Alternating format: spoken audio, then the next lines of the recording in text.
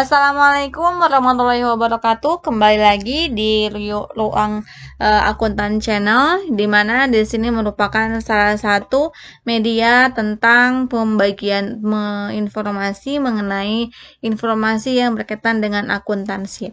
Ya, di video ini kita akan membahas mengenai investasi yang biasa dilakukan oleh perusahaan-perusahaan supaya mereka mendapatkan manfaat di kemudian hari dari aktivitas yang mereka laksanakan sekarang atau bahkan di masa lampau. Nah, bentuk investasi yang akan dibahas di video kali ini itu berkenaan dengan instrumen ekuitas dan instrumen hutang. Sehingga di sini ada beberapa bagian yang akan kita bahas, terbagi menjadi ke dalam 5 bagian utama. Yang pertama berkenaan dengan aset keuangan, di mana aset keuangan ini nanti terbagi menjadi pembagian definisi dari aset tersebut, klasifikasi dan pengakuan serta pengukuran awalnya. Lalu yang kedua, membahas tentang instrumen ekuitas, salah satu bentuk investasi yang pertama, di mana di sini ada pembahasan mengenai klasifikasi dan metode yang biasa digunakan ketika suatu entitas melaksanakan investasi dalam bentuk instrumen ekuitas. Lalu yang ketiga itu berupa instrumen hutang, di mana pembahasannya juga sama, klasifikasi dan perlakuan akuntansi atas instrumen tersebut. Selanjutnya di bagian keempat berkaitan dengan penurunan nilai investasi, di mana investasi itu sendiri akan mengalami penurunan jika memenuhi hal-hal terkait, sehingga nanti kita akan lebih bahas secara mendalam di bagian yang keempat ini. Lalu yang kelima, itu ada penyajian dan pengungkapan, serta kita akan melihat penerapan standar yang kita gunakan, implementasinya seperti apa di laporan keuangan yang sudah dibuat oleh suatu entitas. Ya, masuk ke bagian yang pertama berkaitan dengan aset keuangan. Di sini ada definisi berkaitan dengan aset keuangan, yaitu diatur di dalam PSAK 50 mengenai instrumen keuangan, di mana aset keuangan adalah setiap aset yang berbentuk, jadi kita bisa mengakui aset tersebut sebagai instrumen keuangan dalam wujudnya itu berupa kas, berupa instrumen ekuitas yang diterbitkan entitas lain. Kalau untuk kas sendiri sudah tahu ya, bisa berbentuk sebentuknya tuh uang kertas atau uang logam dan uang yang setara kasnya. Lalu yang kedua, instrumen ekuitas yang diterbitkan entitas lain. Untuk yang ini contohnya kita membeli saham yang diterbitkan oleh perusahaan yang lain. Lalu yang ketiga itu hak kontraktual, di mana di sini ada transaksi kontrak perjanjian yang dilaksanakan oleh kedua belah pihak dan kita memiliki surat atas hak kontraktual tersebut, sehingga nanti kita akan menerima manfaat dari kita memegang kontrak tersebut. Contohnya apa? Contohnya kita memegang surat hutang atau obligasi. Yang keempat, kontrak yang akan atau mungkin diselesaikan dengan menggunakan instrumen ekuitas yang diterbitkan oleh entitas lain. Ini salah satu contoh ketika kita menjual beli saham yang tujuannya untuk dijual. Lalu masuk ke bagian yang selanjutnya. Di sini ada perbedaan antara instrumen ekuitas dengan instrumen hutang. Nah, seperti yang kita ketahui bahwa ekuitas merupakan hak nilai residu yang dimiliki oleh suatu entitas setelah semua jumlah asetnya dikurangi dengan semua jumlah kewajibannya, barulah muncul ekuitas. Namun kalau seperti instrumen hutang, di sini ada merupakan nantinya itu kita akan mendapatkan hak atas pemenuhan kewajiban orang lain kepada kita, sehingga nanti ada beberapa perbedaan antara instrumen ekuitas dengan instrumen hutang. Untuk instrumen ekuitas di sini memiliki karakteristik yang pertama, entitas memiliki imbal hasil dari investasi, di mana berupa dividen, sehingga kalau kita memiliki saham atas investasi atas perusahaan orang lain, kita akan mendapatkan dividen setiap periodenya. Lalu yang kedua, jumlah imbal hasil tersebut disesuaikan dengan kondisi si investasi. Biasanya kalau seperti investasinya memperoleh laba yang tinggi, itu otomatis hasil yang kita dapatkan pun itu akan semakin tinggi pula berupa dividen tadi.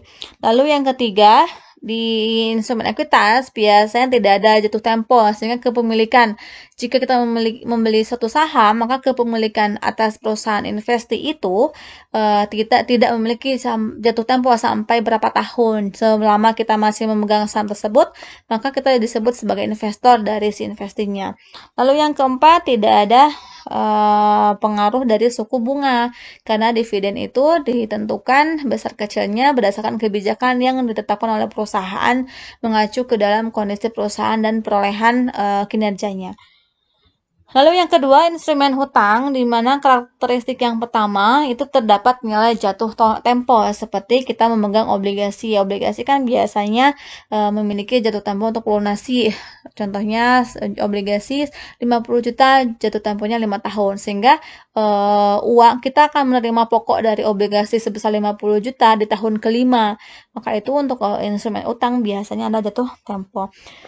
Selain itu, di instrumen hutang itu ada tingkat suku bunga, sehingga nanti manfaat bagi kita yang memegang obligasi itu akan mendapatkan bunga di setiap periodenya dengan jumlah yang sama.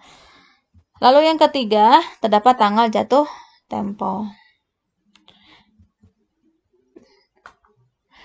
Lalu di sini ada klasifikasi berkaitan dengan aset keuangan. Ada 4 klasifikasi yang diatur di dalam PSAK 55, yaitu yang pertama, aset keuangan yang diukur pada nilai wajar melalui laba rugi. Yang kedua, investasi dalam kelompok dimiliki hingga jatuh tempo. Yang ketiga, pinjaman yang diberikan dan piutang, serta aset keuangan yang diklasifikasikan dalam kelompok tersedia untuk dijual. Nah, ini kita bisa klasifikasikan transaksi yang kita sudah laksanakan sesuai dengan jenisnya masing-masing.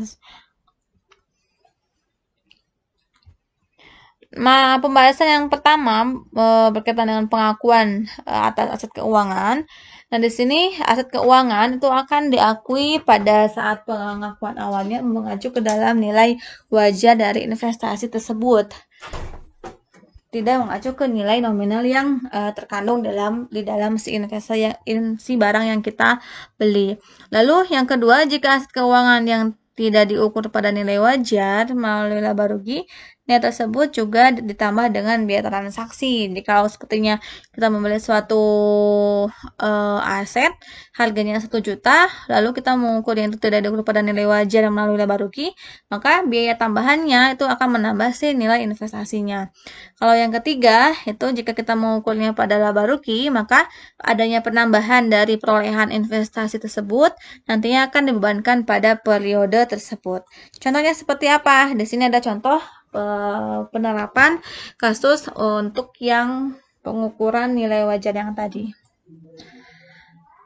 Yang pertama, PT Ang membeli 10.000 lembar saham PT Sem dengan harga kuotasian sebesar seharga 1.200 per lembar. Selain itu, PT Ang juga membayar biaya transaksi sebesar 220.000. PT Ang mengklasifikasikan investasinya sebagai aset keuangan yang diukur pada nilai wajar melalui laba rugi. Berarti di sini kalau melalui laba rugi, maka nanti pengakuannya itu ketika ada penambahan biaya transaksi, maka biaya tersebut dibebankan pada saat terjadinya. Sehingga ketika ada kasus seperti ini, maka kita akan mengakui jurnalnya pada saat tanggal pembelian saham tersebut, di debitnya ada penambahan investasi berupa saham senilai seharga yang pada saat dibelinya, yaitu 1.200 rupiah per lembar. Sedangkan yang kita belinya sebanyak 10.000 lembar, sehingga jumlah investasinya senilai 12 juta.